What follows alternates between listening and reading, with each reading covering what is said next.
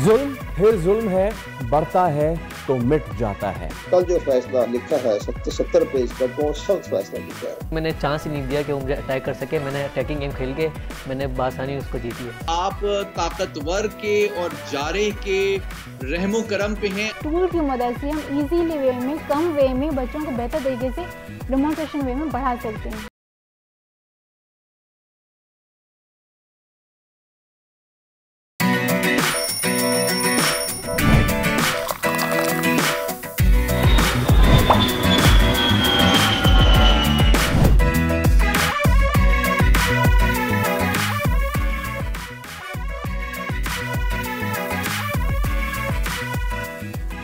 जुल्म फिर जुल्म है, बढ़ता है तो मिट जाता है। आज का प्रोग्राम का आगाज़ हम कर रहे हैं उन मजलूम फ़लस्तीनियों से इजहार यकजहती के साथ जो इसराइली बर्बरियत का निशाना बने हुए हैं। इसी के साथ मैं हूँ सैयद फैसल करीम और मेरे साथ हैं सोनिया सुंदर। सोनिया, आप खैरियत से होंगी, ठीक ठाक होंगी? वैसे तो हम बहुत ही हैप्पी शैपी और बहुत ही फ्लफ़ी किस्म का हम आपके लिए लेकर आते हैं शो, लेकिन आज हमने सोचा कि जो इस वक्त पूरी दुनिया में इसराइल कर रहा है वो इस वक्त उसका सिक्का राजुल वक्त बना हुआ है और वो बेलगाम घोड़ा बन चुका है, बदमस्त हाथी बन चुका है, जिसे अगर जल्द ही लगाम ना डाली गई तो ये पूरी दुनिया का अमन और सुकून बर्बाद करके रख देगा। पहले हमने गज़ा में ये सब देखा, अब वो यही सब कुछ लबनान में करता दिखाई दे रहा है। इसराइली फ़ौज की लबनान में वहशियाना बमबारी में ख़ातीन और बच्चों समेत 492 अफराद शहीद हुए हैं और सोनिया 1600 से ज़ायद अफराद ज़ख्मी हुए हैं। बिल्कुल ऐसा ही है, जबकि अमवात में इजाफे का खदशा ज़ाहिर किया जा रहा है। इसराइली फोर्सेस ने लबनान के जनूबी और मशरक़ी इलाकों को निशाना बनाया है जहाँ शदीद बमबारी की गई है और शहरी इलाकों को निशाना बनाया गया है जो कि आलमी क़वानीन की शदीद खिलाफ वर्जी है। लेकिन फिर भी दुनिया खामोश क्यों है? इसी हवाले से हम प्रोग्राम में तफसीली गुफ्तगू सबसे पहले नजर डालेंगे बड़ी खबर पे। पीटीआई की मखसूस नशिस्तें उन्हीं को मिलेंगी। इलेक्शन कमीशन के फैसले की कोई कानूनी हैसियत नहीं। 1 मार्च का फैसला आइन से मुतसादिम है। सुप्रीम कोर्ट ने तफसीली फैसला जारी कर दिया। अदालती फैसले के बाद पार्लियामेंट में नया नंबर गेम क्या होने वाला है, जानेंगे आज के प्रोग्राम में। बजट आए 2 माह होने को आ रहे हैं, लेकिन महंगाई के आफ्टर शॉक्स रुक नहीं पा रहे हैं। मखसूस अद्वियात की कीमतों में 18% तक सेल्स टैक्स लगाने का इंकशाफ, बच्चों और बुजुर्गों के सप्लीमेंट समेत हर्बल अद्वियात महंगी हो गई हैं। खामोशी से किए गए इजाफे ने आवाम की चीखें निकाल दी हैं। स्कॉश की दुनिया में लोहा मनवाने की लगन। अब्दुल बासित गामजन Jahangir Khan PSA satellite squash season के अंडर 19 मुकाबलों में सोने का तमगा जीतने वाले खिलाड़ी से कराएंगे आपकी मुलाकात। और साइंसी बुनियाद पर बच्चों को तालीम देने का आसान तरीक़ेकार क्या हो सकता है? गवर्नमेंट गर्ल्स स्कूल सजावल की उस्ताद की टीचिंग टेक्निक का यूनेस्को भी मुतारिफ। ऑनलाइन मुकाबले में पहली पोजीशन हासिल करने वाली तबस्सुम लगारी आज दुनिया बोल है में बनेंगी हमारी मेहमान। ऑलराइट, तो आप सबको बहुत बहुत ज़्यादा गुड मॉर्निंग और आगाज़ ही करेंगे हम सियासी डेवलपमेंट से, और वो ये कि पीटीआई कौमी असम्बली और मखसूस नशिस्तों की हकदार है। इलेक्शन कमीशन का फैसला आइन से मुतसादिम है। आइन या कानून सियासी जमात को इंतखाबात में उम्मीदवार खड़ा करने से नहीं रोकता। पेशावर हाई कोर्ट के फैसले को कालादम करार देते हैं। सुप्रीम कोर्ट के अक्सरियती जजेस ने मखसूस नशिस्तों के केस का तफसीली फैसला जारी कर दिया है। अदालत ने करार दिया है कि इलेक्शन फरवरी 2024 में अपना किरदार अदा करने में नाकाम रहा और 2 जजेस ने जिस तरह फैसले से इख्तलाफ किया वो गैर शाइस्ता है। तो इसी वाले से हम बात कर लेते हैं। साबिक सेक्रेटरी इलेक्शन कमीशन कर दिलशाद साहब हमें ज्वाइन कर चुके हैं। और साहब, सबसे पहले तो गुड मॉर्निंग, अस्सलाम वालेकुम, बहुत शुक्रिया आपके वक्त के लिए। अब गुज़िश्ता रोज़ सुप्रीम कोर्ट के जो अक्सरियती जजेस ने मखसूस नशिस्तों के केस का तफसीली फैसला तो जारी कर दिया है और इसके मुताबिक पीटीआई कौमी असम्बली में मखसूस नशिस्तों की हकदार है और इलेक्शन कमीशन का फैसला जो है वो आइन से मुतसादिम करार दिया गया। वाकई इस फैसले के बाद अभी तसव्वुर कर लिया जाए कि इलेक्शन कमीशन का साबका फैसला इंसाफ के मुतसादिम था? देखिए, सुप्रीम कोर्ट ऑफ पाकिस्तान के जो 8 रुकनी बेंच ने जो फैसला दिया है, और फैसला भी पाकिस्तान सुप्रीम कोर्ट के इंतहाई सीनियर जज मंसूर अली शाह ने लिखा है, जो मुस्तकबिल में तवक्को की जाती है कि चीफ जस्टिस पाकिस्तान होंगे। तो इलेक्शन कमीशन पाकिस्तान ठीक है कि वो लॉ ऑफ लैंड के तहत उन्होंने स्टैंड लिया है कि लॉ ऑफ लैंड ये है कि उन्होंने इलेक्शन एक्ट तरमीमी बिल के तहत तमाम इख्तियारात इलेक्शन कमीशन को दे दिए और वो 2017 से वो लागू किया है, वो जो तरमीमी बिल जो पास हुआ है। तो इलेक्शन कमीशन पाकिस्तान का कहना यह है कि चूंकि वो तरमीमी बिल पास हो चुका है, मंजूर हो चुका है, जिसकी बना पर अब सुप्रीम कोर्ट के फैसले जो है वो गैर फाल हो गए हैं। लेकिन बहरहाल लॉ ऑफ लैंड के मामले में चीफ जस्टिस पाकिस्तान का भी फैसला सामने आने वाला है। लेकिन सबसे बड़ी अहम बात ये नज़र आ रही है कि मुझे नज़र आ रहा है कि जो कल जो फैसला लिखा है 70 पेज का बहुत सख्त फैसला लिखा है। उन्होंने इलेक्शन कमीशन पाकिस्तान की इंटेग्रिटी पर भी सवाल उठाया है और 2024 के जो इलेक्शन हुए थे 8 फरवरी को, उस पर भी उन्होंने सवालिया निशान उठाया है। तो अब इलेक्शन कमीशन पाकिस्तान के 5 इजलास हो चुके हैं, अभी तो किसी नतीजे पर नहीं पहुंचे। हम सपोर्ट कर रहे हैं इलेक्शन कमीशन पाकिस्तान को, डिफेंड इसलिए कर रहे हैं कि हम इस इदारे के अहम रुकन रहे, मैं फेडरल सेक्रेटरी रहा। लेकिन सबसे बड़ी अहम बात यह है कि इलेक्शन कमीशन पाकिस्तान का कहना यह है, मौक़िफ़ यह है कि अभी इंट्रा पार्टी इलेक्शन का फैसला ही नहीं हुआ है। हमारे रिकॉर्ड के मुताबिक तहरीक इंसाफ का वजूद नहीं है। हमारे रिकॉर्ड के मुताबिक जो सेक्शन 208 209 के तहत इस पार्टी ने इंट्रा पार्टी इलेक्शन 5 साल से नहीं करवाए। तीसरा पॉइंट इलेक्शन कमीशन का बड़ा वजनी है। उनका कहना यह है कि कौमी असम्बली सेक्रेटरीट ने, जो मुल्क का सबसे बड़ा इदारा है कानून साजी के लिहाज से, तो उन्होंने तहरीक इंसाफ को डिलिस्ट कर दिया है। अब सेक्रेटरीट, कौमी असम्बली सेक्रेटरीट के रिकॉर्ड के मुताबिक तहरीक इंसाफ का कोई वजूद नहीं है। तो ये सारी चीज़ें जो हैं इलेक्शन कमीशन पाकिस्तान एक रेफरेंस की शक्ल में और सुप्रीम कोर्ट पाकिस्तान को भेजेगा कि जनाब आपका फैसला अपनी जगह पर दुरुस्त है। लेकिन हमारे साथ ये चंद मामला ऐसे हैं जो सवालिया निशान बने हुए हैं, तो आप इसके बारे में दोबारा वजाहत दे दें या अपनी राय दे दें, तो ये एक रेफरेंस जाएगा। लेकिन अब अगर रेफरेंस अगर मुस्तरद कर दिया जाता है तो फिर इलेक्शन कमीशन पाकिस्तान की इंटेग्रिटी इंतहाई ख़तरे पड़ जाएगी। तो हमारा पॉइंट ऑफ व्यू ये है कि इलेक्शन कमीशन पाकिस्तान फ़िलहाल for the time being supreme court Pakistan के फैसले पर अमल करने का ऐलान कर दें कि जी हम ठीक है, आपने जो फैसला दिया है हम उसके मुताबिक सीटें मुख्तसर कर देते हैं। लेकिन साथ साथ हमारे ये तहफ़्फ़ुज़ात भी हैं ताकि अगर इलेक्शन कमीशन पाकिस्तान के ख़िलाफ़, मैंने कल तमाम टीवी चैनल में बताया कि अगर इलेक्शन कमीशन पाकिस्तान के ख़िलाफ़ तौहीन अदालत का मुकदमा दायर हो गया, जैसे कि नज़र आ रहा है फैसले की रोशनी में, तो फिर इलेक्शन कमीशन कहाँ खड़ा होगा? हुकूमत पाकिस्तान ने तो इलेक्शन कमीशन की कोई सपोर्ट नहीं करनी। हमें तो उनके वज़रा की भी काबिलियत का इल्म है, वो तो खामोश हो जाएंगे, कहेंगे जी हम क्या करें, तो सुप्रीम कोर्ट जाने तो इलेक्शन कमीशन पाकिस्तान जाने। अब अगर सुप्रीम कोर्ट पाकिस्तान ने तौहीन अदालत का केस दायर कर दिया कमीशन के ख़िलाफ़, तो कमीशन कहाँ खड़ा होगा?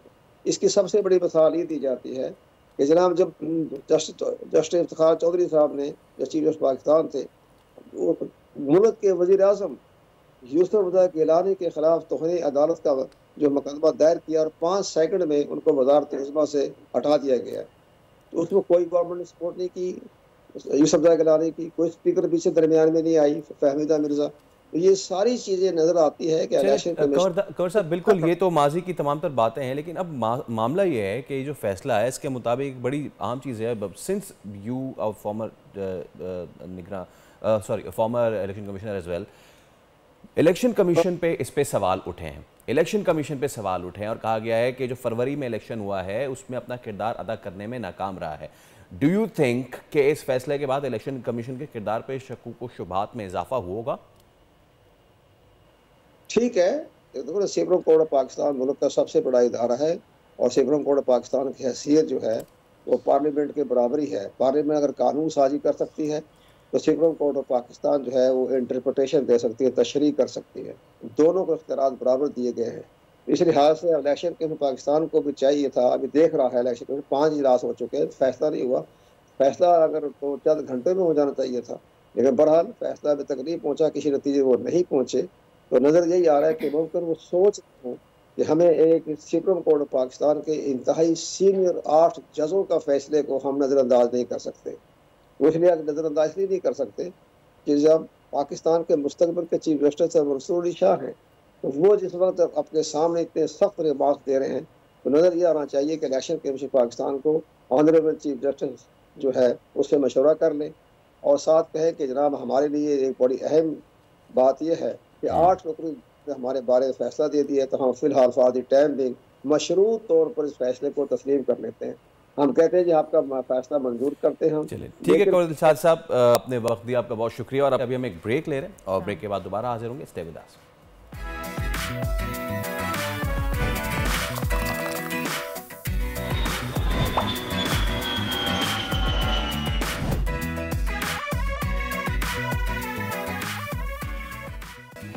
Welcome back. अब बात करेंगे कुछ स्पोर्ट्स की दुनिया की। T20 women cricket world cup के लिए जो है वो कौमी टीम कल दुबई पहुंच गई है। रवानगी से कबल कौमी कप्तान फातिमा सना का कहना था कि अच्छी क्रिकेट खेलेंगे, खिलाड़ियों का मोराल बुलंद है। ICC T20 वर्ल्ड कप में भरपूर सलाहियतों का मुजाहरा भी करेंगे। ICC women T20 world cup से कबल Pakistani team 2 warm up matches भी खेलेगी। पहला वार्म अप मैच होगा 28 सितंबर को स्कॉटलैंड के खिलाफ और दूसरा मैच होगा 30 सितंबर को बांग्लादेश के खिलाफ। Pakistan women cricket team ICC T20 world cup का अपना इफ्तिताही मैच 3 अक्टूबर बरोज़ जुमेरात को श्रीलंका के खिलाफ खेलेगी। दूसरा मैच में पाकिस्तानी वुमेन क्रिकेट टीम का 6 अक्टूबर बरोज़ इतवार को रवायती हरीफ भारत से मुकाबला होगा। अब इसी हवाले से हम बात कर लेते हैं। हमारे साथ मौजूद है क्रिकेट एक्सपर्ट सैयद मोहम्मद ओवैस। ओवैस, सबसे पहले तो गुड मॉर्निंग, अस्सलाम वालेकुम, thank you so much for your time. हमने देखा कि अभी साउथ अफ्रीका से हम 2-1 हारे और एक मैच हमें नहीं हारना चाहिए था लेकिन हम हार गए। बट कप्तानी की बागडोर जो है अब वो फातिमा सना के पास है, she is a new captain. तो कैसे देखते हैं पाकिस्तानी टीम को नए कप्तान के लिए ये पहला बड़ा असाइनमेंट है? देखें, आपको पता है ये तो एक अनफॉर्चुनेट है। अलमिया पाकिस्तान वुमेन्स की बात करें चाहे मेंस की बात करें तो बड़े टूर्नामेंट से पहले आपको पता है हिलजुल तो होती है कप्तानी को लेकर, होते चाहे टीम स्क्वाड की बात करें। इस टाइम पे फातिमा सना को ऐसा कप्तान बनाना थोड़ा सा एक चैलेंजिंग पोजीशन थी तो जरूर होगी क्योंकि पाकिस्तान इस वक्त ग्रुप ऑफ डेथ में है। अगर आप वर्ल्ड कप की देखें टीम्स की तो पाकिस्तान का ग्रुप इतना आसान नहीं होगा पाकिस्तान को आगे फॉरवर्ड कैरी ऑन करने में। अच्छी बात है कि पाकिस्तान को साउथ अफ्रीका के खिलाफ एक तगड़ी सीरीज आपको पता है अभी मिली थी जिसमें पाकिस्तान की टीम अनफॉर्चुनेट सीरीज तो जरूर हारी लेकिन एक परफॉर्मेंस आपको अच्छी लगी। हमारी लड़कियों ने 180+ का मार्क भी उनसे टच किया क्योंकि कहीं ना कहीं पाकिस्तान की बॉलिंग यूनिट आपको बड़ा तगड़ा लगता है। जब भी आप बॉलिंग यूनिट की बात करें उन्होंने डिस्ट्रिक्ट किया बड़ी सी बड़ी टीम को 130 से 140 जब बैटिंग की बात आती है तो इतनी ज़्यादा हमने फ्लक्चुएशन अपने ऑर्डर के अंदर रखी हुई थी। कभी हम मुनीबा को डाउन दी ऑर्डर ले जाते हैं, कभी हम फातिमा अगर इसकी नजरदार की बात करें आज तक हमें समझ नहीं आती कि हमको किस पोजीशन में खिलाना। आलिया रियाज एक आपके पास अच्छी पिंच हिटर नजर आई हैं, फातिमा सना ने खुद भी एग्रेसिव अपना बैटिंग की है लेकिन एक मुस्तहिक पोजीशन होती है आपको कहीं ना कहीं उस चीज़ को जेर नजर रखना पड़ेगा। वर्ल्ड कप आप खेलने जा रहे हैं, वर्ल्ड कप के अंदर आपको पता है ज़्यादातर जो टीम वुमेन्स टीम के अंदर भी आप देखें तो 190-200+ का मार्क को टच करती हैं। ऑस्ट्रेलिया की बात करें, इंडियन टीम की बात करें 200+ का मार्क टच कर चुकी हैं। हम लोग अभी भी वो 130-135 में अटके हैं। हमारी टीम इससे ज़्यादा बहुत मुश्किल से चेज करती है तो कहीं ना कहीं पाकिस्तान को इस चीज़ पे ज़हन में रखना पड़ेगा। पहला एक ही मैच आपका शारजाह स्टेडियम में जहाँ पर थोड़ा सा मैं कहता हूँ कि बॉल जो होता है वो बैट पे अच्छा भी आता है, ज़रूर थोड़ा सा स्पिन भी होता है लेकिन बैट पे ज़्यादा स्कोर भी हो जाता है वहाँ पर। लेकिन सारे मैचेस आपके दुबई स्पोर्ट्स सिटी में वहाँ पर बॉल अच्छा वाला टर्न होता है। आसान नहीं होगा पाकिस्तानी बैट्समैन के लिए लेकिन मैंने कहा ना कि हिकमत अमली से जाती हैं। वसीम साथ हैं उनके, जुनेद खान उनके साथ मौजूद हैं, एक अच्छा एक अपना मैनेजमेंट स्टाफ वहाँ पर है लेकिन पाकिस्तान को शायद माइंडसेट अपना चेंज करना पड़ेगा, बैटिंग करनी पड़ेगी। बिल्कुल। वैसे पाकिस्तान वुमेन क्रिकेट टीम का ये पहला वार्म अप मैच जो है वो स्कॉटलैंड और दूसरा जो है बांग्लादेश के खिलाफ है। दोनों मैचेस को देखें तो शायद बांग्ला टीम हमें टफ टाइम दे सकती है, क्या कमेंट करेंगे आप? देखिए, एक अच्छी चीज़ थी वर्ल्ड कप से पहले आपको पता है एक तगड़ी सीरीज आपको मिलती साउथ अफ्रीका के खिलाफ जहाँ पर आप अपने कॉम्बिनेशंस को ट्राई कर सकते हैं। मैंने कहा ना एक सबसे बड़ा एक अलमिया हमारा ये होता है कि जब भी एक बड़ा टूर्नामेंट आता है उससे पहले हम अचानक ही छेड़छाड़ करते हैं टीम के साथ। वो मेंस टीम की बात करें चाहे वुमेन्स टीम की आप बात करें, जैसे फातिमा सना को कप्तान ले आए, एक प्रेशर होता है। देखिए यंग कप्तान है, इतना ज़्यादा एक्सपीरियंस उनके पास है नहीं लेकिन उसकी टीम के अंदर अगर बात करूँ तो पाकिस्तान के अंदर निदा डार मौजूद हैं, आलिया रियाज मौजूद हैं। उसके अलावा आप थोड़े से 2 सीनियर कैंपेनर्स और की बात कर लें तो 4 सीनियर्स उसने लेके चलना है। तो किस तरीके से उसको वो लेके साथ चलते हैं और फिर आपके वार्म अप मैच की अगर बात करें तो एक अच्छी बात है कि आपके पास एक थोड़ा सा स्टार्ट ऑफ द इनिंग्स की बात करें तो पाकिस्तान के पास के कंडीशंस हुए कि हमें सूट भी करती है, हमने परफॉर्म किया वहाँ पर। लेकिन बांग्लादेश टीम आसान नहीं होगी। उन्होंने अगर रिसेंट बात करें तो बांग्लादेश की जो वुमेन्स टीम है उसने काफ़ी अच्छा परफॉर्म किया वर्ल्ड क्रिकेट के अंदर। लेकिन जैसे श्रीलंका की बात करें वो तो टॉप टू टाइम इस वक्त क्रिकेट खेल रही है तो ये मुश्किल हदफ है पाकिस्तान के लिए, आसान नहीं होगा।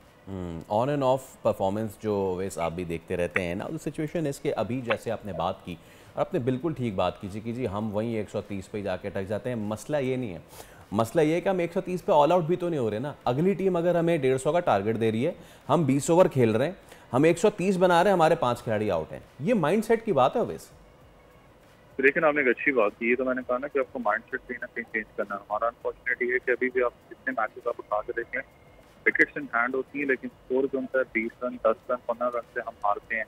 न्यूजीलैंड के अंदर जो वर्ल्ड कप का मैच था, आपको याद हो, हम 16 रन या पता नहीं 15 रन से हारे थे, बल्कि विकेट्स भी इन हैंड थी। साउथ अफ्रीका के खिलाफ आप देख लें, जो पहला मैच था जब हम शिकस्त में हुई है, तभी विकेट्स हमारे हाथ में थी। आलिया राज आपको पता है जिसको बड़ा जबरदस्त स्पिन शूटिंग करी थी। तो इसको फिनिशर जो होता है ना, हमें कहीं ना कहीं हमें चाहिए पाकिस्तान टीम में, हमें उस चीज़ से निकलना पड़ेगा। क्रिकेट मैंने कहा ना 200 टीमों की टच कर रही है, आपको 180-200 वाली टीम बनना पड़ेगा, तब जाके आप वर्ल्ड कप के अंदर अच्छी परफॉर्म कर सकते।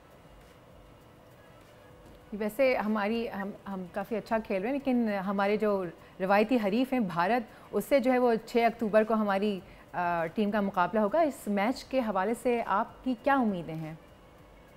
देखिए, पाकिस्तान इंडिया मैच होगा तो हमेशा हाई वोल्टेज होता है, लेकिन आपको इस चीज़ रियलिटी से आपको आना पड़ेगा कि पाकिस्तान वुमेंस टीम और इंडियन वुमेंस टीम का बहुत ज़मीन आसमान का फर्क है। उनकी बात करें तो आपको पता है टेस्ट क्रिकेट भी खेलती हैं, तो सबसे बड़ी चीज़ है कि उनका बैकअप की अगर आप बात करें, उनके पास अपनी जाती लीग है डेवलपमेंट के। हमारे अनफॉर्चुनेटली अभी तक वो हवा में है कि लीग होगी, लीग आपको स्ट्रक्चर नजर नहीं आता। डोमेस्टिक स्ट्रक्चर की बात करें, उनकी फीमेल क्रिकेटर्स पूरी दुनिया के अंदर जाके डिफरेंट लीग्स खेलती हैं, आपको एक्सपीरियंस भी फिर शेयर होता है। तीसरी सबसे अच्छी चीज़ होती है, मैंने कहा ना कि पूल ऑफ क्रिकेट बहुत ज़्यादा है, प्लेयर्स उनके पास बैकअप में मौजूद है, क्रिकेट इतनी ज़्यादा है।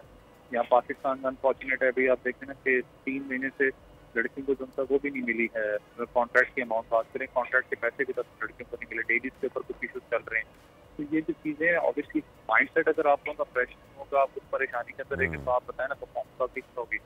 तो ये चीज़ें पाकिस्तान क्रिकेट बोर्ड का जो कल इजलास था, जिसमें पाकिस्तान क्रिकेट के आने वाले फ्यूचर के ऊपर बात की गई है, अंडर 19 की बात करें, सीनियर टीम की बात करें, मैं एक चीज़ पे हैरान था थोड़ा सा कि पाकिस्तान वुमेन्स की, मैंने शायद मैं गलत हो सकता हूँ, लेकिन मैंने नुमाइंदगी देखी वहाँ पर, पाकिस्तान वुमेन्स को भी अब आपको सीरियस लेना पड़ेगा। आईसीसी का एक रूल है कि आपके अंडर 19 वुमेन टीम अगर आपके पास नहीं है तो आप आईसीसी मेजर टूर्नामेंट से आप बाहर हो सकते हैं। वुमेन्स की मैं बात कर रहा हूँ, आपका जनवरी फरवरी का अंडर 19 का टूर है, तो अभी तक आपकी अंडर 19 की टीम की एक जो हद की शक्ल होती है या स्टार्ट शक्ल है, वो भी नहीं अभी तक आप लोगों ने बनाई। तो बहुत सी चीज़ें जिसको वुमेन्स पे पाकिस्तान जो वुमेन्स विंगर्स को काम करने की जरूरत है।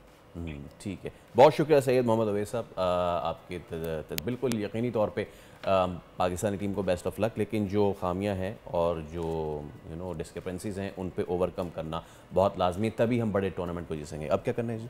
ब्रेक का वक्त हो जाता है, बिल्कुल। अब ब्रेक लेंगे छोटी सी, ब्रेक के बाद वापस आएंगे और प्रोग्राम को यहीं से आगे बढ़ाएंगे। Let's take a break.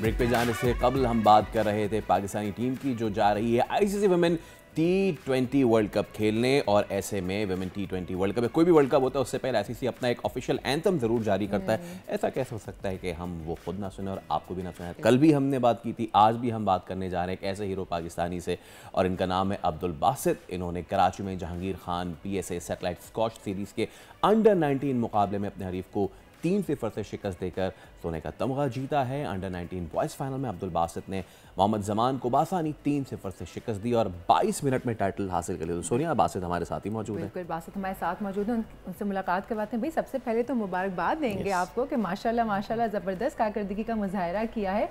आप तो इंस्पिरेशन बन गए। अब इनकी उम्र में आप क्या कर रहे थे? ये मैं सोचता हूँ, मैं रोज़ाना मुझे सोचना पड़ता है, कभी भी इस तरह के प्लेयर्स आ जाते हैं ना। बाय द वे, इनकी उम्र में क्रिकेट खेल रहा था। चलिए, ये तो अच्छी बात है। बताएं कि क्या फीलिंग थी जब इतना बड़ा टाइटल जो है अपने नाम किया? जी, सबसे पहले तो मैं काफ़ी प्रेशराइज था मैच होने से पहले, क्योंकि फाइनल था और फर्स्ट हीट से मैच था मेरा, तो और 4 साइड ग्लास कोर्ट में था, जो कोर्ट एक आम कोर्ट से बिल्कुल चेंज होता है। तो मैं काफ़ी प्रेशराइज था, लेकिन ये कि मैंने सोचा था कि अपनी गेम खेलूँगा मैं और अपना बेस्ट दूंगा। तो उससे मैंने अपने जो ओपोनेंट था उसको मैं 3-0 से शिकस्त देके और टाइटल नाम किया। ज़बरदस्त। बासित, बहुत ज़बरदस्त तुम्हारा ये टूर्नामेंट भी रहा है। मुझे ये बताएं कि फैसिलिटीज़ वगैरह एज अ स्क्वॉश प्लेयर हमेशा से जब भी आते हैं वो इस चीज़ पे कहते हैं कि यार ये होना चाहिए, ये होना चाहिए। आप बताइए कि इतने अरसे से आप खेल रहे हैं पाकिस्तान में, जब आप इंटरनेशनली भी कम्पीट करते हैं, आपकी बात होती होगी, क्या फ़र्क देखते हैं आप फैसिलिटीज़ में हमारे यहाँ और बाहर? जी बाहर ज़्यादातर होता है कि जो जूनियर प्लेयर्स होते हैं वो सीनियर प्लेयर्स से उनको टूर्नामेंट्स खिलाते हैं और जो उनको पार्टिसिपेट करवाते हैं ताकि उनका गेम एक्सपीरियंस बढ़े। यहाँ पर सीनियर टूर्नामेंट्स अभी तो जहांगीर खान पेसर स्लैश जैसे हो रहे हैं, वहाँ पे तो बहुत ज़्यादा होते हैं, जैसे कि पर मंथ वहाँ पे 6 से 7 होते हैं अलग अलग शहरों में। यहाँ पे अभी भी हल्का हल्का स्टार्ट हुआ है, तो जो जूनियर प्लेयर्स हैं वो सीनियर प्लेयर्स से खेल के उनको अच्छा एक्सपीरियंस मिलता है और उनको कॉन्फिडेंस आता है कि सीनियर प्लेयर से खेलना किस तरह से। और नई टेक्निक्स भी समझने का मौका मिलता होगा। तो आपके कौन से यहाँ पे ट्रेनर्स हैं? जी मेरे कोच जो हैं वो आके जगह स्क्वाश कॉम्प्लेक्स में होते हैं, सर नवीद। मैं उनसे ट्रेनिंग लेता हूँ, वो मुझे ट्रेनिंग बहुत अच्छी तरीके से कराते हैं, जैसे कि प्रोफेशनली कोच की तरह मुझे ट्रेन करते हैं। और मेरे जो ट्रेन का टाइमिंग होता है वो मेरा 3 से लेकर 6 बजे तक मेरी ट्रेनिंग टाइमिंग होता है। वो मेरे साथ कोर्ट में होते हैं और मुझे खुद एक एक चीज़ मुझे सिखाते हैं कोर्ट में। बासित 20 से 22 मिनट में आपने यार टूर्नामेंट जीत लिया। आई मीन 20 से 22 मिनट में आपने 3-0 से अगले को मार दिया। जी। तो क्या आप इसको कैसे सम अप करेंगे, क्योंकि स्क्वॉश का जो इवेंट होता है वो कोई इतना आसान तो होता नहीं है। आने वाले वक्तों में वो स्क्वॉश फास्ट भी बहुत ज़्यादा हो गई है। तो ज़रा गेम का मुझे बताएं ना कि बस यूं शुरू और यूं ख़त्म। हरीफ को तो पता भी नहीं चला होगा हुआ क्या मेरे साथ। जी जब पहली गेम स्टार्ट हुई थी तो उसमें स्टार्ट में मेरे ओपोनेंट की लीड थी 2 to 3 पॉइंट्स की, लेकिन ये कि मैंने सोचा कि अगर मैं जो मिस्टेक्स करूँ, मैं अगर इस पर फोकस करूँ तो मैं रिकवर कर सकता हूँ। तो मैंने अपना पूरा बेस्ट दिया और उसको मैंने चांस ही नहीं दिया कि वो मुझे अटैक कर सके। मैंने अटैकिंग गेम खेल के मैंने बासानी उसको जीत लिया। अच्छा बासित ये बताइए कि कल भी हमारे पास 3 स्क्वॉश प्लेयर्स थी, जो तीनों बहनें हैं, मानूर, महविश, तहरीर। जी। स्क्वॉश में मैं 2 स्पोर्ट्स में आजकल पाकिस्तानी जो है ना बहुत ऊपर, एक MMA और एक स्क्वॉश। तो ये शौक़ आप लोगों को कैसे हो रहा है? घर वालों की तरफ से सपोर्ट है या आप लोग खुद इसको देख रहे हैं और इस स्पोर्ट में जा रहे हैं? कैसे ये चीज़ पाकिस्तान में बढ़ रही है? मेरा स्टार्ट था कैरियर का, वो मेरे बड़े भाई अब्दुल रऊफ़ हैं, उन्होंने मुझे स्क्वॉश खेलना सिखाई थी। तो वो मुझे पहले स्क्वॉश की जो ग्रिप कैसे पकड़ते हैं, खेलते कैसे हैं, शॉट कैसे मारते हैं, उन्होंने सब मुझे पहले सिखाया। बेसिक्स उन्होंने मेरी स्ट्रॉन्ग की। वहाँ से फिर मैंने एक टूर्नामेंट में हिस्सा लिया था जो मैं अनसीडेड था उसमें। तो अनसीडेड में मैंने उसमें 4 प्लेयर्स को अपसेट किया था, तो मैं डायरेक्ट फाइनल जीत गया था। तो वहाँ से जो वहाँ के जो कोचेस थे, वहाँ के हेड कोच है, उन्होंने कहा कि इस बच्चे को लेकर आए करें, ये आगे भी अच्छा परफॉर्म कर सकता है। तो उससे मेरा वहाँ से आगाज़ शुरू हुआ। वहाँ फिर अंडर 11 में टाइटल जीते मैंने, अंडर 13 में भी, 15 में भी, और अभी मैंने 19 में भी जीता। Very good. वैसे मैं सोच रही उम्र में बच्चे, आपको पता है ना आजकल लेफ्ट राइट ज़्यादा होते हैं, फोकस नहीं होते। मोबाइल ऑब्वियसली, बट इतना फोकस्ड होना, ट्रेनिंग्स करना, फिर डाइट, अपनी रूटीन के ऊपर थोड़ा सा हमें गाइड करें। आपके जैसे बहुत सारे बच्चे हैं जो इस फील्ड में उतरना चाहते हैं, आप इंस्पिरेशन है, तो वो जानना चाहेंगे, मैं भी जानना चाहती हूँ कि क्या रूटीन होती है, किस तरह से रूटीन को फॉलो करते हैं, डाइट क्या होती है, पढ़ाई का टाइम कितना होता है, ट्रेनिंग्स का टाइम तो आपने बता ही दिया। तो मतलब ओवरऑल रूटीन कैसी बनानी, कितना डिसिप्लिन ज़रूरी है जीतने के लिए? जी बिल्कुल, बहुत ज़्यादा टफ होता है। मैं आपको सच बताऊँ तो स्टार्ट में जो होता है, सुबह में मैं कॉलेज जाता हूँ, वहाँ से जब मेरा 1 बजे ऑफ होता है तो फिर 1 घंटा रेस्ट के बाद मैं क्लब चले जाता हूँ। फिर वहाँ से मैं आता हूँ तो 1 घंटा मैं पढ़ाई को देता हूँ। उसके बाद अगर टाइम बच जाता है तो थोड़ा सा दोस्तों के साथ रहता हूँ, नहीं तो बाकी मैं पूरा जो वीक होता है मैं इस तरह बिज़ी रहता हूँ। और मैं ये कहूँगा कि आजकल के ज़्यादा जो लड़के हैं वो सोशल मीडिया पे बहुत ज़्यादा एक्टिव होते हैं, तो कोई स्पोर्ट्स खेलता ही नहीं है, सारे मोबाइल में वीडियो गेम्स वगैरह इसमें लगे रहते हैं। तो अगर वो स्पोर्ट्स खेलें तो उनका माइंड भी फ्रेश रहेगा और उनका जो है बॉडी भी स्ट्रांग रहेगी इनकी। आगे के क्या प्लान्स हैं बासित, कौन से टूर्नामेंट्स आ रहे हैं? जी इंशाल्लाह इंटरनेशनल खेलने का मैंने प्लान बनाया हुआ है, जो नेक्स्ट ईयर होगा, कैसे कैनेडियन जूनियर और ऑस्ट्रेलियन जूनियर ओपन खेलने का। और अभी हमज़ा जो हैं वो एक बहुत बड़ा नाम अब बनते जा रहे हैं। जी। और इजिप्शियंस को हराना आजकल के स्क्वॉश में वो बड़ा मुश्किल हो गया। इजिप्शियंस ने बड़ी इसमें ना महारत हासिल कर ली है। तो मुझे ये बताएं कि जो पुरानी स्क्वॉश और नई स्क्वॉश, उसमें क्या डिफरेंस आ गया? जिस तरह हमने देखा हॉकी में रूल्स चेंज हो गए, क्वार्टर्स में तब्दील हो गए जो हाफ्स, स्क्वॉश में भी इस तरह की तब्दीली आई है रूल्स में और गेम की स्पीड में? बहुत ज़्यादा चेंज आया है, क्योंकि पहले जो था ज़्यादातर डिसीजंस पे तो बात जाती नहीं थी, प्लेयर्स अपना अपना गेम खेलते थे। आजकल तो बहुत सारे जो है कोर्ट में जो है झगड़ हो जाते हैं कि आपने डिसीजन गलत क्यों दिया और क्यों दिया, तो इस पर अक्सर प्लेयर्स ज़्यादा हाइपर हो जाते हैं, वो मैच छोड़ देते हैं, कंडक्ट मैच हो जाए डायरेक्ट, तो काफ़ी सारे मैचेस इस तरह ख़त्म हो जाते हैं। तो इसमें भी काफ़ी सारी चेंजेस हुई हैं। और जो इजिप्शियन प्लेयर्स हैं वो ज़्यादातर फिट बहुत होते हैं। पाकिस्तानी प्लेयर्स का हाथ तो अच्छा होता है, वो लोग माइंड से तो खेलते हैं, लेकिन वो फिटनेस वजह से हार जाते हैं। तो मेरा ये कहना है कि ज़्यादातर फिटनेस पे बंदा फोकस करे, अपना स्टेमिना इंक्रीज़ करे, क्योंकि जितना आपको होता है स्टेमिना ज़्यादा होता है, हमारा गेम जब 2 ऑल हो जाता है तो जो 5th गेम चल रही होती है उसमें बहुत स्टेमिना की ज़रूरत होती है। तो आपको पता है गर्मी हो रही होती है, पसीने भी आ रहे होते हैं, तो उसमें स्टेमिना जिसका ज़्यादा होता है तो वो गेम ले जाता है और वो जीत जाता है। वैसे स्टेमिना इंक्रीज़ करने के क्या करते हैं, डाइट के ऊपर ज़्यादा फोकस्ड होता है या स्ट्रेंथ ट्रेनिंग के ऊपर? जी दोनों। जैसे कि मैं सुबह उठता हूँ तो मैं 1 घंटा फिजिकल करता हूँ, क्योंकि सुबह में होता है ऑक्सीजन अच्छी होती है, तो ताज़ा हवा होती है, तो उससे एक स्टेमिना बहुत इंक्रीज़ होता है।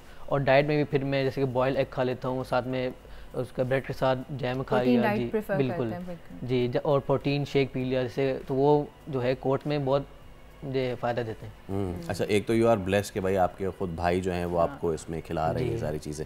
मैं चाहूँगा बासित कि आप बच्चों को जो है वो ज़रूर मैसेज ज़रूर दें जो आपको देखने वाले हैं कि जी टेक्नोलॉजी भी ठीक है, अच्छी बात है, और पढ़ाई भी साथ साथ है, बट स्पोर्ट्स जो है ना बासित, वो उस आप में डिसिप्लिन बनाती है। ये जो आपने बात की लड़ाई हो जाती हैं, इस स्पोर्ट्समैन स्पिरिट भी वो आप में बढ़ाती है। तो मैं चाहूँगा कि एक ज़रा मैसेज आप ज़रूर बच्चों को दें। जी, मैं ये कहूँगा कि सोशल मीडिया से ज़्यादा दूर रहें और स्पोर्ट्स में हिस्सा लें, ताकि उनका माइंड फ्रेश रहे और वो उनकी लाइफ एक डिसिप्लिन में गुजरें, क्योंकि उनको पता चलेगा कि सब्र कैसे करते हैं, क्योंकि एक स्पोर्ट्समैन जो होता है उनमें सब्र काफ़ी आम बंदे से ज़्यादा होता है। तो इससे उनकी लाइफ डिसिप्लिन में गुजरेगी और सोशल मीडिया से ज़्यादा दूर रहें। और जैसे आपने कोर्ट में ना झगड़े वगैरह हो जाते हैं, कोई हुआ है आपका? जी मेरा एक बार हुआ था, लेकिन मेरे ओपोनेंट ने जो है रेफरी से झगड़ा कर लिया था। उन्होंने डिसीजन दिया, वैसे डिसीजन वो ठीक था, लेकिन वो असल में बहुत ज़्यादा सिचुएशन बहुत ज़्यादा ख़राब हो गई थी, क्योंकि 2 ऑल हो गया था और फाइनल सेट चल रहा था और 9 ऑल था स्कोर। तो वो जो क्रूशियल पॉइंट था, तो उन्होंने वहाँ पे स्ट्रोक दे रहे थे मुझे, तो उन्होंने मैच बॉल मैप हो गया था, तो उस पर उन्होंने काफ़ी झगड़ा करके आखिरी बॉल उन्होंने आउट मार दी फिर, तो मैच में वैसे ही मैं जीत गया। अच्छा, वैसे एक बात बताएं, कोई ऐसा आपका अगेंस्ट आया प्लेयर कि जिसको देखते ही आपने कहा इसको तो मैं बताता हूँ अभी जी हरा के दम लूंगा? जी, जो अभी फाइनल हुआ था मेरा इसी में था। मैंने कहा कि मैं इस बार मतलब कि इनसे लाजमी जीतूंगा, क्योंकि लास्ट टाइम मैं उनसे हार गया था। अच्छा। तो काफ़ी क्लोज होकर हारा था, 1 पॉइंट से बस मैं हार गया था। तो मैंने कहा कि इस बार मैंने बदला लेना है अपना, तो मैं जीतूंगा इनसे। तो बदले ने एक्चुअली जिता दिया। एब्सोल्युटली। और आखिर में अब बासित मुझे ये बताएं कि आपके अज़ाइम हैं सारे और इंटरनेशनल भी आपने खेलना है। बहुत सारे मैं जो प्लेयर खेलते हैं उनसे मैं ज़रूर सवाल करता हूँ कि भाई हम फैसिलिटीज़ का भी रोना रोते हैं, और नहीं है, ज़ाहिर सी बात है। तो डू यू फील समटाइम्स कि यार हमारे मुल्क में क्रिकेट को ज़्यादा प्रेफर किया जाता है और दीगर स्पोर्ट्स जो हैं दे आर लैगिंग बिहाइंड, ऐसा आपको फील होता है? जी बिल्कुल ऐसा होता है, क्योंकि आपको पता है हॉकी हमारी नेशनल गेम है और हॉकी तो कोई पूछता ही नहीं है। और जैसे अभी स्क्वाश है, ज़्यादातर जो है जो सारे क्रिकेट्स के टूर्नामेंट्स होते हैं, या T20 world cup, ICC champions trophy, और जो मैचेस है बाकी जो स्पोर्ट्स हैं उसके कम से कम टूर्नामेंट्स होते हैं। तो इसके में ज़्यादा टूर्नामेंट्स हों तो उसमें जूनियर प्लेयर्स पार्टिसिपेट्स करें, तो उसमें भी पाकिस्तान के काफ़ी प्लेयर रोशन करेंगे, नाम रोशन करेंगे। Absolutely. आपकी फैमिली की कितनी सपोर्ट है? आपके पेरेंट्स मतलब खुश होते हैं खेलने पे, या कहते हैं पढ़ाई की जाने ज़्यादा तवज्जो दो, खेलो कम? जी, जो बाबा हैं वो स्पोर्ट्स में ज़्यादा मुझे करते हैं कि आप स्पोर्ट्स भी खेलो, स्पोर्ट्स भी खेलो, और जो मामा है कहते हैं कि पढ़ो भी साथ में। तो वो दोनों की तरफ से मुझे प्रेशर होता है, लेकिन नहीं कि मैं फिर भी मैनेज कर लेता हूँ उनको। भाई मैनेज ऐसा मैनेज कर रहे हैं कि ओपोनेंट को 20-22 मिनट में हरा रहे हैं, तो क्या ही मैनेज करें। बासित बहुत बहुत शुक्रिया, thank you so much for coming and best of luck for your future. तो ये थे जनाब अब्दुल बासित, और इन्होंने सिर्फ 20 से 22 मिनट में अपने हरीफ को चेत कर दिया। ऐसा कई टैलेंट हमारे पास है बेशुमार, ज़रूरत है तो इस चीज़ की कि उसको नर्चर करें। जैसे बासित ने कहा कि भाई अगर क्रिकेट के डोमेस्टिक टूर्नामेंट्स हो रहे हैं, स्क्वॉश के भी ज़्यादा से ज़्यादा डोमेस्टिक टूर्नामेंट्स होने चाहिए। बासित ने और भी बहुत बातें की हैं कि जो डिसिप्लिन होना जो है ना बहुत ज़रूरी है, और हम भी एक चीज़ में बड़े डिसिप्लिन है, जब ब्रेक का टाइम आता है तो स्ट्रेट अवे में ब्रेक में जाना पड़ता है। लेट्स टेक अ ब्रेक, बहुत ज़रूरी है ब्रेक।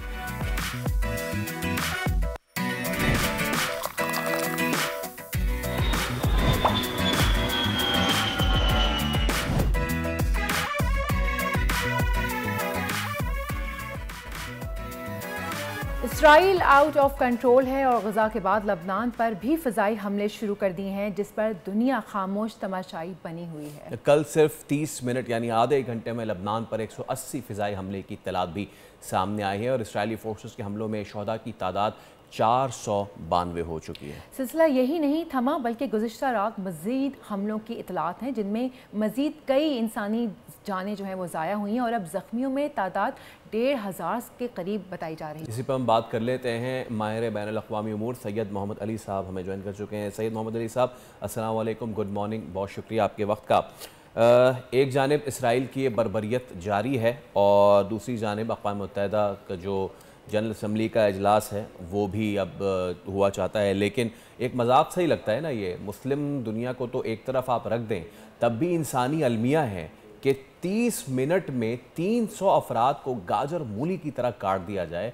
इसराइल इस वक्त एक वहशी जानवर बना हुआ है, कोई लगाम डालने के लिए तैयार नहीं है। ना सलामती काउंसिल है, ना OIC है, और ना ही ये दुनिया।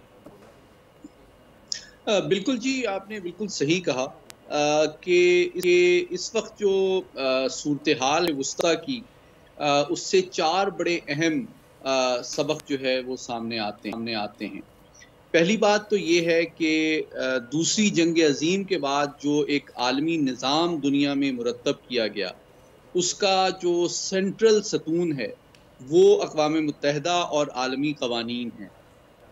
लेकिन हमें नज़र आता है कि पिछले तकरीबन 69 साल के दौरान तीसरी दुनिया के हवाले से बिलउमूम और मुस्लिम दुनिया के हवाले से बिलखुसूस ये आलमी क़वानीन और आलमी निज़ाम उनके हुकूक की पासदारी में, उनके हुसूल में यकसर तौर पे नाकाम नज़र आता है।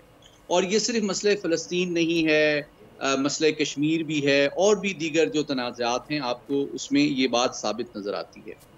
दूसरी बात ये है कि जो तारीख़ का सबसे पुराना और देरपा 5000 साल पुराना सबक है वो ये है कि है जुर्म ज़ईफ़ी की सज़ा मर्ग मफाजात।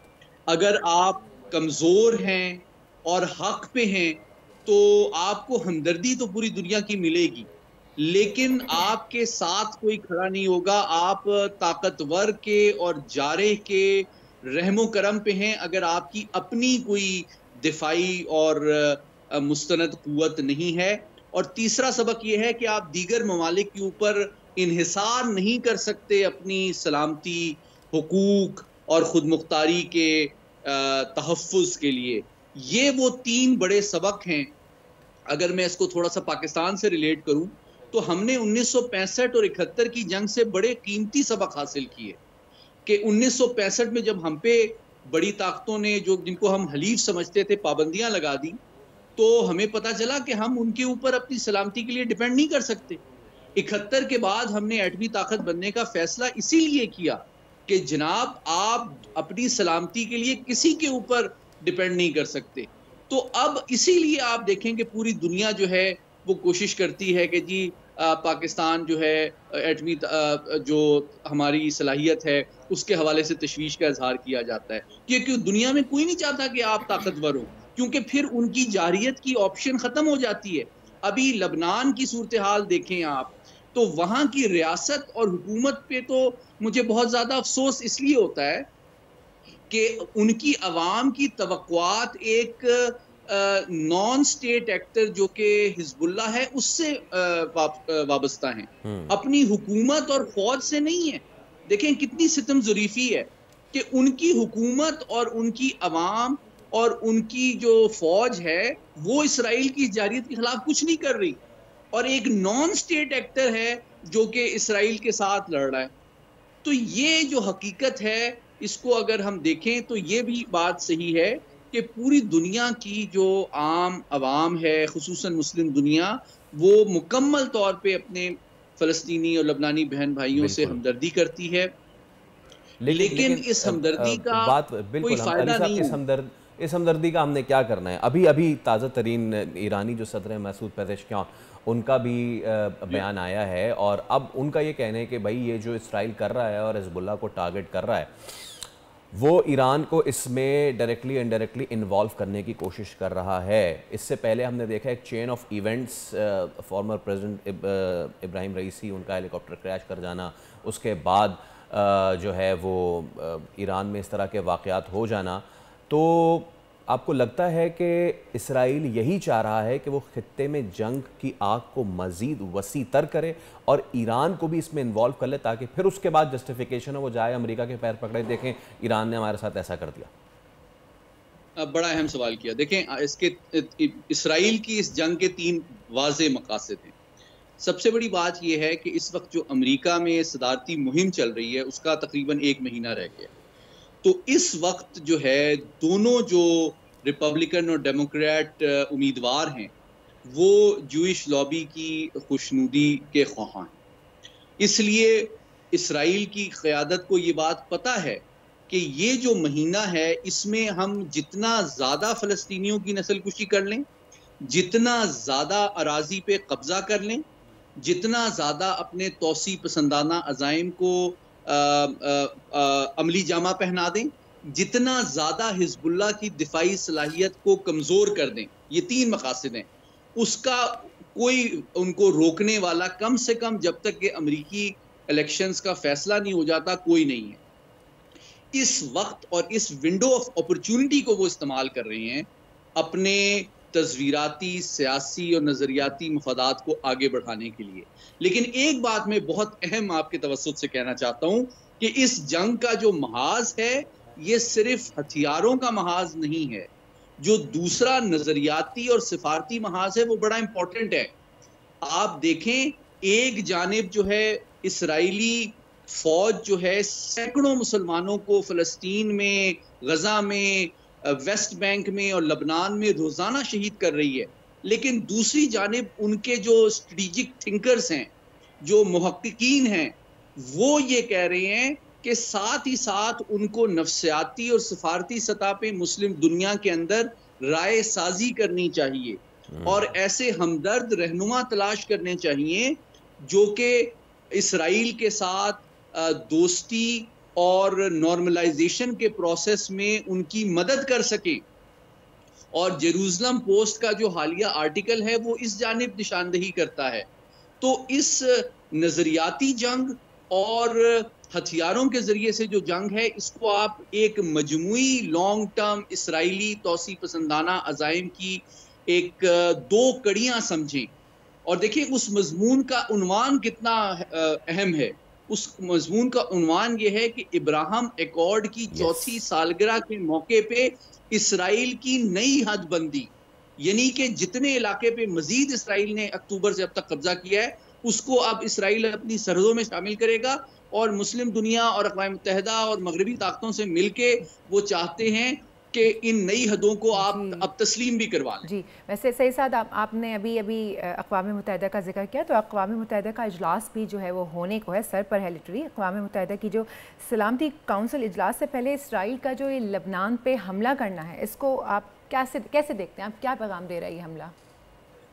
देखिए, मैंने जिस तरह गुजारिश की कि उनकी जो हिकमत अमली है वो तौसी पसंदाना है जो 1948 से जारी रही है हर जंग के दौरान। अब लबनान के ऊपर जो हमला है उसका बुनियादी मकसद अमरीकी इलेक्शन कैंपेन के फ़ायदा उठाते हुए मैक्सिमम जो दिफाई सलाहियत है हिज़्बुल्लाह की उसको नुकसान पहुंचाना, उनकी मरकज़ी क़यादत और जो दरमियाने सतह की बड़ी कमांडर्स हैं उनको हलाक करना है ताकि उनके इंतज़ामी ढांचे और उनकी रॉकेट और मिसाइल लॉन्च करने की जो सलाहियत है उसको मैक्सिमम अंदाज में नुकसान पहुंचाया जाए। और साथ ही साथ आपने ये जो बात की उसमें बड़ा वजन है कि उनकी भरपूर कोशिश है कि वो ईरान को प्रोवोक करें, उसको इश्ताल दिलाएं कि वो जंग में बिलावास्ता तौर पे शरीक हो जाए, जिसके लिए इस वक्त अमेरिका की भरपूर पुष्टपनाही इसराइल को हासिल है। आप जानते हैं कि कल ही ऐलान किया है अमरीकी महकमे दिफा ने कि उन्हें मजीद अफवाज जो हैं वो मशरिक़ वस्ता भेजने की का ऐलान किया है ताकि अगर किसी जानिब से भी हूतीज़ हो जाएं या ईरान हो जाए या मुताहरिब क़ुव्वतें इराक़ से हो जाएं, वो कोई जवाबी कार्रवाई इसराइल के ख़िलाफ़ करें तो अमरीकी अफवाज भरपूर अंदाज में इसराइल को दिफा में मदद प्रोवाइड कर सकें।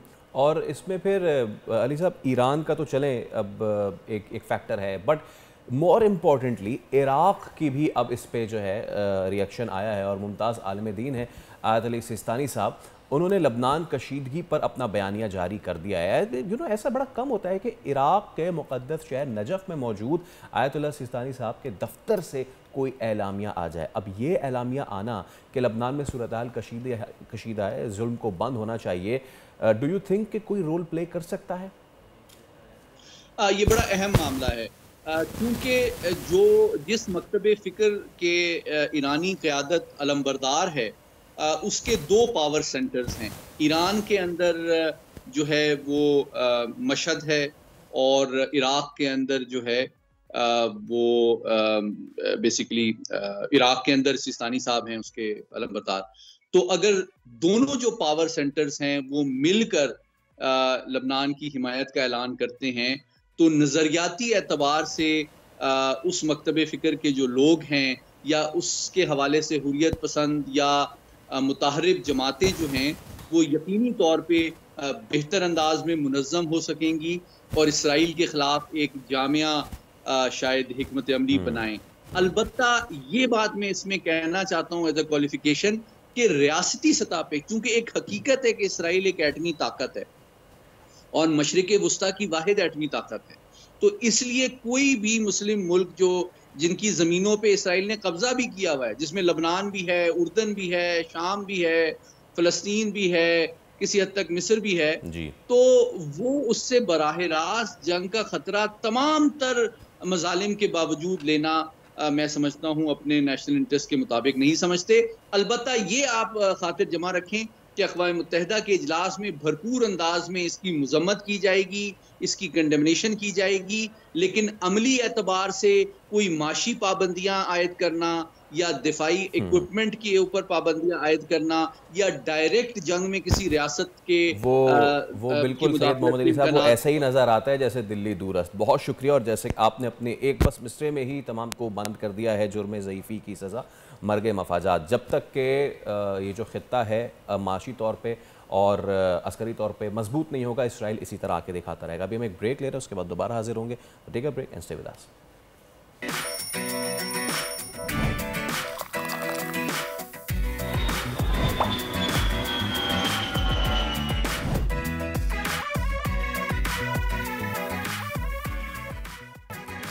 Welcome back. मुल्क की मुआशी सूरत हाल में जहां आम आदमी पहले ही परेशान है, वहीं हुकूमत ने एक और मुश्किल फैसला करते हुए अद्वियात की कीमतों में इजाफा कर दिया है।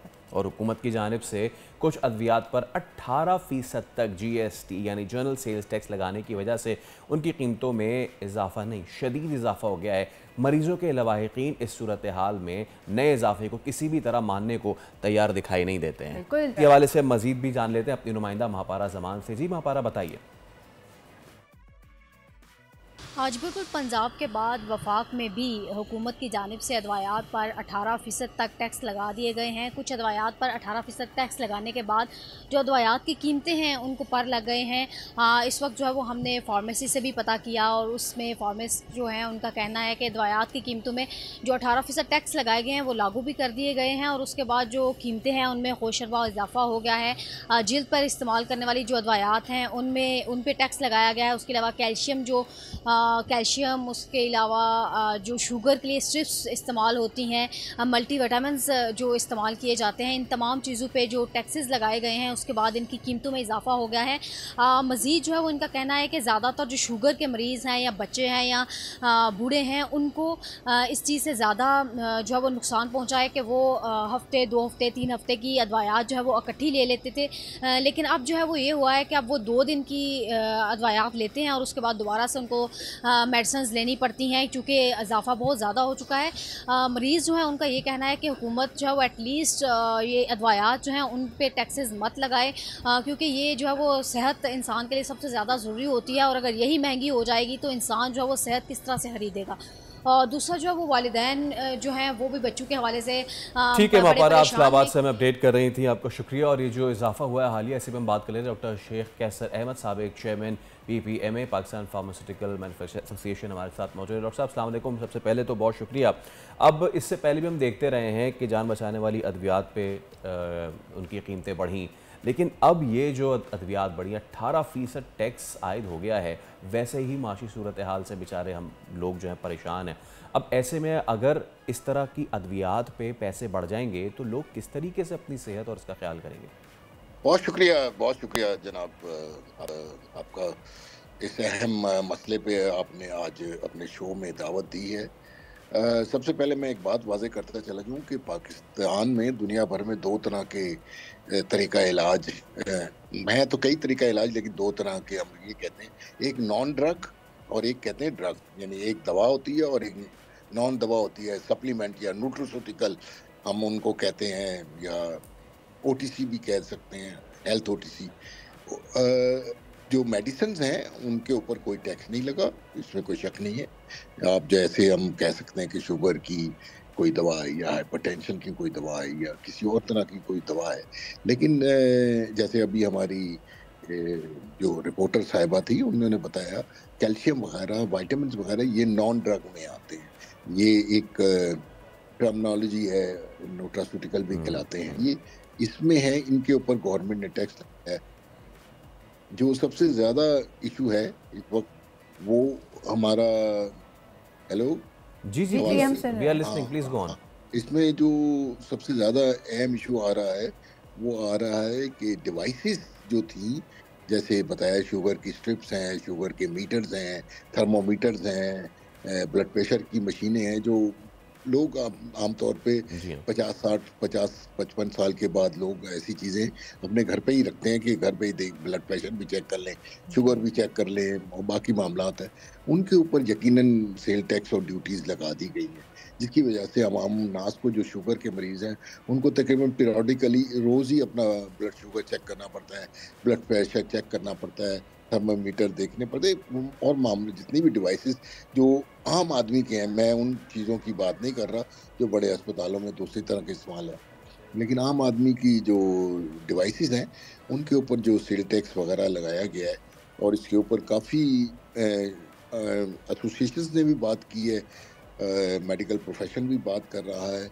लेकिन प्रॉबेबली जो पाकिस्तान के आजकल इकनॉमिक हालात हैं, IMF की कंडीशनैलिटीज़ हैं, उसमें मेरे ख्याल में मौजूदा हुक्म इस मामले में कोई सुनवाई देने के लिए तैयार नहीं है, लेकिन जैसे ही मेरे ख्याल में IMF के मामला तय होंगे तो उम्मीद है कि सैनिटी प्रिवेल करेगी हाई क्वार्टर्स में, और इन मामलात को देखा जाएगा। सेहत है पाकिस्तान में 99.9% जो है आउट ऑफ पॉकेट एक्सपेंस होते हैं, यानी मरीज अपनी जेब से अखराज देता है। हम देख लिए, हमने सरकारी अस्पतालों के हालात देख लिए कि किसी अस्पताल में बेड नहीं है तो एक बेड में 2 मरीज हैं।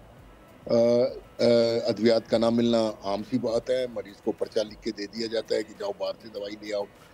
तो लेकिन इस जो आम आदमी है, या हम आम आदमी की मिसाल दे, पाकिस्तानी शहरी, हम पाकिस्तानी शहरी की बात करते हैं, पाकिस्तानी शहरी के 99.9% अद्वियात वो जेब से खरीदता है अपने ज़ाती अखराज, और इसका कोई बजट नहीं बनाता। वो यकीनन तालीम का बजट बनाएगा, रेंट का बजट बनाएगा, सारे मामलात होंगे, लेकिन बाकी बजट नहीं बनाएगा। जी डॉक्टर साहब, अभी आपने IMF की बात की, माशी सूरत हाल की बात की, तो मैं इसी पर आपसे सवाल करना चाहती हूँ कि ओवरऑल अगर माशी सूरत हाल के बारे में बात है तो बेहतरी तो ज़रूर आई है, लेकिन ग्राउंड लेवल पर एक मिडिल क्लास या लोअर मिडिल क्लास को जितना परेशान किया जा रहा है, वो पहले से इतना परेशान था, अब मज़ीद सूरत हाल ऐसी हो गई है कि हर चीज़ जो है वो इफ़ेक्ट कर रही है, मेंटली बहुत इफ़ेक्ट कर रही है। ये सारी सूरत हाल पॉजिटिव वे में जाने में कितना वक्त लगाएगी? कागजात में तो बहुत सारी बातें होती दिखाई देती हैं, लेकिन इम्प्लीमेंटेशन कब होता दिखाई देगा? देखिए, ये तो जब सब आपको पता है कि पाकिस्तान का 99% बजट जो है वो कर्जाजात की मद में खर्च होता है। मैं बाकी बातें नहीं करूँगा, इवन बहुत ही हसास मामला है जो मैं बावजह कह नहीं सकता, बहुत ही हसास मामला है, मुल्क के दिफा का मामला है, वो भी कर्ज लेके हम पूरा कर रहे हैं, जो कि बड़ी एक सेंसिटिव बात है। यानी कर्ज उतारने के लिए मजीद हम कर्ज लेते हैं, जो इस वक्त भी मामला चल रहे हैं, हमने तकरीबन 100 बिलियन 4 साल में वापस करना है, कर्ज की मद में या सूद की मद में, इंटरेस्ट की मद में। तो ये मामला तो है, क्योंकि एक जो कन्फ्यूजन है जिसको ये हायर अथॉरिटी हल कर सकती है, क्या पाकिस्तान का शहरी टैक्स नहीं देता? मेरे ख्याल में एक गलत नोशन है, इसको एक्सेप्ट कर लेना चाहिए। पाकिस्तान का वो बच्चा जो अभी पैदा नहीं होता, माँ के पेट में होता है, वो भी टैक्स देता है। इस वजह से मैं ये समझता हूँ कि ये नोशन कहना कि पाकिस्तानी कोई शहरी टैक्स नहीं देता, ये गलत है। हाँ, क्वांटम ऑफ द टैक्स क्या है, कितना टैक्स होना चाहिए? इस वक्त आप ये देखें कि आम शहरी तकरीबन 49% to 52% आम शहरी टैक्स देता है, इनडायरेक्ट टैक्सेशन। आप कोई भी चीज़ इस्तेमाल करते हैं, इवन सेल फोन से लेके दाल तक, सब पे आप टैक्स देते हैं। तो ये गलत नोशन है, इसको करेक्ट करना चाहिए। अगर इस रियलिटी को एक दफ़ा एक्सेप्ट कर ले हुकूमत और कहे कि हाँ टैक्स तो सब शहरी देते हैं। डॉक्यूमेंटेशन की बात हो रही है, डॉक्यूमेंटेशन एक नोशन है। हमारे यहाँ 67% पॉपुलेशन जो है वो अभी ख़्वानदा नहीं है, तालीम याफ्ता नहीं है। इसका मतलब वो टैक्स कंसल्टेंट पे जाके रिटर्न भरेंगे। ये दुनिया में कहीं नहीं होता। देखा जाता है कि भाई ये एक आम सी दी जाती है कि आपका NIC है, आपके पास नेशनल शनाख्ती कार्ड है, आप 2 लाइन का एक खत दे दें कि भाई आप मेरा नाम ये है, मेरे बाप का नाम ये, मेरा शनाख्ती कार्ड ये, मेरी आमदन ये है और मैं इतना टैक्स दे रहा हूँ या नहीं दे रहा। जो भी एक आपका इतना कॉम्प्लिकेटेड टैक्स रिटर्न होती है उसको एक कंसल्टेंट भर सकता है, आम आदमी नहीं भर सकता। फिर कहते हैं कि एब्सोल्युटली, और डॉक्यूमेंटेशन कैसे होगी? आपको रियलिटी देखनी चाहिए ना, ग्राउंड रियलिटी क्या है। 67% तो आपकी पॉपुलेशन देहातों में रहती है जिनको पता ही नहीं होता टैक्स किस चिड़िया का नाम है। वो टैक्स ले रही है हुकूमत, टैक्स सबसे ले रही है। मसला ये है कि टैक्स ले रहे हैं और जिनको देना चाहिए बहुत सारे लोग वो नहीं दे रहे हैं, और क्योंकि वो नहीं दे रहे हैं इसलिए हमसे और आपसे दवाओं में भी अब टैक्स जा रहा है। Thank you so much doctor Qaiser sahab, हमारे साथ आप मौजूद। और अब अद्वियात और जो डिवाइसेस हैं जिनसे हम अपना ब्लड प्रेशर, शुगर चेक करते हैं, उस पर भी टैक्स लग गया है। तो आखिर में भी अब सिर्फ हवा और पानी रह जाएगा। पानी भी तो है, हवा रह जाएगी, इसके सांस लेने पे भी टैक्स लगेगा। एक ब्रेक ले तो उसके बाद दोबारा हाजिर होंगे। Stay with us.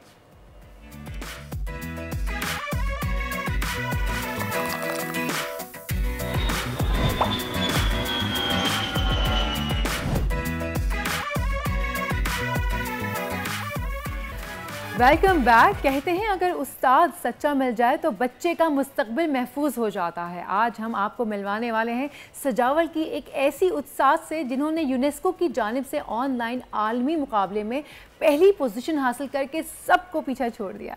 Tabassum लगारी international teacher मुकाबले में साइंस, सकाफत और जदीद आर्टिफिशियल इंटेलिजेंस यानी AI के मुकाबले में फ़र्स्ट पोजीशन जो है उन्होंने हासिल की। पूरे पाकिस्तान के लिए वो फ़ख्र का बाइस है, हमारे लिए फ़ख्र का बाइस है। आपकी मुलाकात करवा रहे हैं, आज वो हमारे साथ स्टूडियोज़ में मौजूद हैं। तबस्सुम, सबसे पहले अस्सलाम वालेकुम, बहुत शुक्रिया आपका आने का, और बहुत ही ज़बरदस्त आपको ये टाइटल मिला है। ज़रा बताएं कि किस तरीके से ये तमाम तर चीज़ें हुई, किस तरीके से आपने मुकाबले में हिस्सा लिया और फिर आपको पहला नाम मिला। मैं बहुत शुक्रगुजार हूँ आप लोगों का कि आप लोगों ने मुझे यहाँ इन्वाइट किया, और मुझे बहुत खुशी हो रही है यहाँ आकर और अपना एक्सपीरियंस शेयर करके। हालांकि मैं सजावल एक पसमानदा ज़िले से ताल्लुक़ रखती हूँ। मुझे ये ख़ास इतनी उम्मीद नहीं थी कि मैं विन कर सकूँगी या क्या। फिर आस्ते आस्ते मेरा ये इनकरेजमेंट बढ़ती गई, ताकि क्योंकि हमें कोऑर्डिनेटर जो थी वो बहुत स्ट्रॉन्ग थी, बहुत अच्छी लीडर थी। उन लोगों ने हमें इतनी हिम्मत दी कि हम आगे बढ़े और नए नए ख्यालात पैदा होते गए और हमें चैलेंज का मुकाबला करना आ गया। वैसे तो ये जो है यूनेस्को की तरफ से हमें कंपटीशन मिला था जिसका नाम था teacher competition in the teaching 21st century. ठीक है। तो एजुकेशन डिपार्टमेंट में ख़ासतौर पर हैदराबाद रीजन वालों ने हमें ये नोटिफिकेशन भेजा। उन लोगों ने बोला कि इस कंपटीशन में जो कॉम्पिटेंट टीचर्स हैं वो आएँ और अपनी जो है एक्सीलेंस वहाँ पर दिखाएं, कैसे वो बच्चों को नए जदीद तरीके से और उनके दिए हुए क्राइटेरिया के मुताबिक कैसे फॉलो करते हुए कैसे अपने आप को प्रूव कर सकते हैं। तो मुझे बहुत खुशी हुई, मुझे लगा कि हाँ ये वेकेशन में ही स्टार्ट हुआ था। तकरीबन 6 जुलाई से हम लोगों ने यहाँ पर एनरोलमेंट की थी और बहुत सारे ममालिक इसमें इन्वॉल्व हैं। 25 ममालिक इसमें इन्वॉल्व हैं। तो उन लोगों ने सबने अपना प्रोजेक्ट सबमिट करवाए थे और तकरीबन जो है ना 235 प्रोजेक्ट्स जो थे वो सबने सबमिट करवाए थे। और हैदराबाद रीजन से जैसे कि पाकिस्तान वालों ने ज़्यादा प्रोजेक्ट सबमिट करवाए थे। तकरीबन उनका रेशो 86 था। 86 प्रोजेक्ट जो है पाकिस्तान की तरफ से वहाँ यूनेस्को के प्लेटफॉर्म पर भेजे गए थे, जिसमें से उन लोगों ने शॉर्टलिस्ट बनाया। फिर शॉर्टलिस्ट में ओवरऑल जो थे 235 में से 46 आए फाइनलिस्ट में, और बाकी जो है हैदराबाद रीजन से और पाकिस्तान से तकरीबन 14 प्रोजेक्ट्स फाइनलिस्ट में आए, जिसमें मेरा नाम था और मैं सजावल से बिलोंग करती हूँ। मुझे बहुत खुशी हुई कि मैं इसमें आ गई। फिर आगे जो हमारा प्रोसेस था नेक्स्ट स्टेज के लिए, एक था पीयर्स इवैल्यूएशन और दूसरा था जूरीज इवैल्यूएशन। तो उन लोगों ने पहले पीयर्स इवैल्यूएशन पहले रखा, उसके बाद जूरीज इवैल्यूएशन होना था। उसमें जो है वो सबको अपना प्रोजेक्ट जो है हर पीयर्स जो थे उन लोगों को मोटिवेट करना था कि हमारे प्रोजेक्ट्स देखें। जो फॉरेनर्स थे उनको भी मोटिवेट करना था हमारे प्रोजेक्ट्स देखें, उसमें अच्छी बातों को देखें और हमें वोट्स दें, हमें इवैल्यूएट करें ताकि हम आगे जीत की तरफ जा सकें।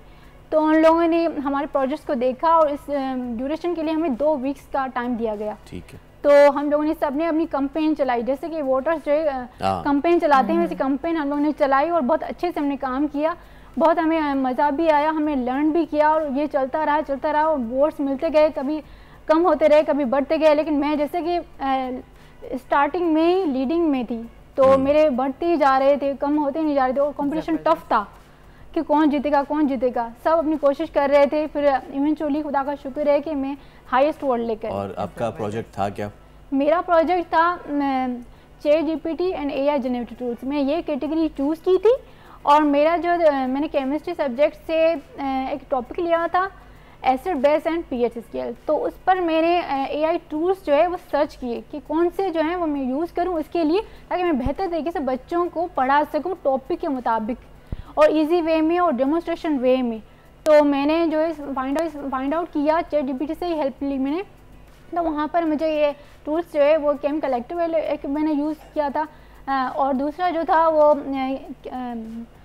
सिमुलेशन था, इंटरेक्टिव सिमुलेशन, जिसमें हम जो है वो pH स्केल कैसे किसी भी सॉल्यूशन को हम लेंगे उसको हम किसी वे में ज़ाहिर कर सकते हैं कि उसकी pH वैल्यूज़ कैसे चेंज होती जा रही है, जो सेकंड्स में हमें पता चल जाता है। अगर हम उसको फिजिकली वे में करें तो बहुत टाइम लगेगा हमें और बहुत रिसोर्सेज भी चाहिए, चीज़ें भी चाहिए, लेकिन उस एक टूल की मदद से हम इजीली वे में, कम वे में बच्चों को बेहतर तरीके से डेमोन्स्ट्रेशन वे में बढ़ा सकते हैं। ये बहुत खुशी हुई मुझे। वैसे जब आप बच्चों को पढ़ा रही होंगी तो बच्चों ने भी इंजॉय किया होगा, थोड़ा सा डिफरेंट वे ऑफ ये टेक्निक थी ना, तो बच्चों का क्या रिस्पॉन्स था आपकी इस टेक्निक के ऊपर? जो है ना, हम लोग वेकेशन का पीरियड था तो हमें स्कूल में जाकर पढ़ाना तो नहीं था क्योंकि छुट्टियां हो रही थी। तो हम लोगों ने उन लोगों से राब्ता किया, कांटेक्ट किया कि हमें जो है ना टॉकिंग हेड के ज़रिए जो है हम अपना प्रोजेक्ट सबमिट कराएंगे।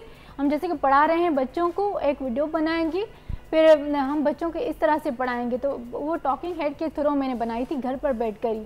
तो ऐसा भी उन लोगों ने मतलब बोला था कि इस वे में आप पढ़ा सकते हो और ओपन क्लास में भी आप पढ़ा सकते हो। तो वैसे तो हम वेकेशन चल रही थी तो ओपन वे में हम स्कूल नहीं जा सके थे, इसलिए हमें घर में बैठकर टॉकिंग हेड की मदद से और टूल्स को यूज़ करके हम लोगों ने ये शो किया। तबस्सुम, अब जो मॉडर्न दुनिया में तालीम का मेयार और तालीम पहुँचाना बच्चों तक वो यकसर मुख्तलिफ होता जा रहा है। हम जैसे कि आपने और आप क्योंकि खुद उस्तानी है, आपको बहुत अच्छी तरह पता है कि हमारे सिंध में, पाकिस्तान में जो एजुकेशन का मेयार है और जिस तरह के टूल्स हमारे हैं वो बहुत ज़्यादा बैकवर्ड हैं। ऐसे में ये वाली टेक्नोलॉजीज़ यूज़ करते हुए आपको क्या लगता है कि हम तब्दीली ला सकते हैं अपने तालीमी मेयार में? बिल्कुल हम तब्दीली ला सकते हैं, बिल्कुल, क्योंकि हम जैसे इनिशिएट करेंगे ना, आगाज़ करेंगे ना, फिर आगे ये कारवां बढ़ता जाएगा। आगे जो है चांसेस हमें मिलते जाएंगे, फिर हम आगे जो है इसको इम्प्रूवमेंट में लाते जाएंगे और बच्चे इनसे सीखेंगे, बच्चे भी डिजिटल वे में आएंगे और अपने खुद को जो है वो इस फील्ड में आगे बढ़ाएंगे। क्योंकि आजकल तो वैसे भी फास्ट वर्ल्ड है, तो ग्रोइंग वर्ल्ड है, हर कोई आगे ही चल रहा है और बहुत स्पीड अप है। तो इस तरीके से ईजी वे में और शॉर्ट टाइम में हम बहुत सारी चीज़ों को एक साथ जान सकते हैं और समझ सकते हैं। अच्छा, वैसे आपका ये आइडिया अप्रूव हो गया है, माशाल्लाह प्राइज़ भी मिल गया है। तो अब ये जो आइडिया है इसको क्या कहना चाहिए, इम्प्लीमेंट होगा ये फर्दर जब आप पढ़ाना शुरू होंगी, जब आपके बच्चे आएंगे वहाँ पर, तो इसको किस तरीके से बच्चों के सामने प्रेजेंट किया जाएगा? लाइक कंप्यूटर्स के ऊपर या किस तरीके से पढ़ाई? पहले तो आप फिजिकली पढ़ा रही थी, अब आप आर्टिफिशियल इंटेलिजेंस और ChatGPT को यूज़ करेंगी, तो फिर बच्चों को किस तरह से पढ़ाएंगी? जी, अब हम स्कूल में जो है ना कंप्यूटर वगैरह हम लोगों ने ख़रीदे हैं और हमें सरकार DC की तरफ से हमें प्रोवाइड किए गए हैं।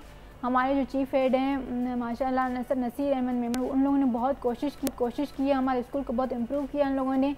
तो कंप्यूटर्स हमारे स्कूल में आ गए हैं, अब इंटरनेट का भी हमें सहूलत मिल गई है, तो हम आहिस्ता आहिस्ता अब इसको स्टार्ट करेंगे। जो हम लोगों ने ये प्रोजेक्ट शुरू किया और नए मेथड जो हमने यूज़ किए, अब हम इसको इम्प्लीमेंट करेंगे हम स्कूल में और बच्चों को बताएंगे और बच्चे भी इनसे अवेयर होंगे। ठीक है, बहुत शुक्रिया तबस्सुम। एक तो आपको बेस्ट ऑफ लक जो भी आप करें, क्योंकि ये सिर्फ एक अवार्ड जीतने के बाद नहीं, लेकिन जिस लिए आपने अवार्ड जीता है वो कहते हैं ना कि एक ग्रुप में मेंबर्स होते हैं और वो एक दूसरे को आगे बढ़ाने की कोशिश करते हैं, लेकिन लीडर वही होता है जो अपने इनिशिएट करे और अपने और दीगर लीडर अपनी तरह बनाए। आपका बहुत शुक्रिया।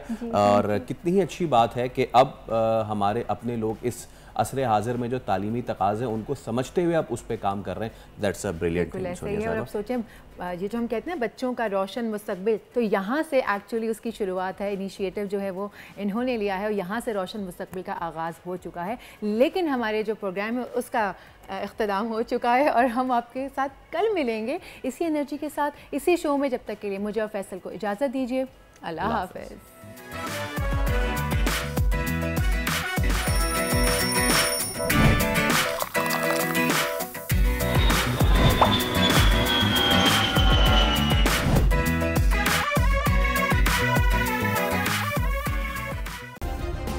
सब्सक्राइब करें और बेल दबाएं ताकि कोई खबर रह न जाए।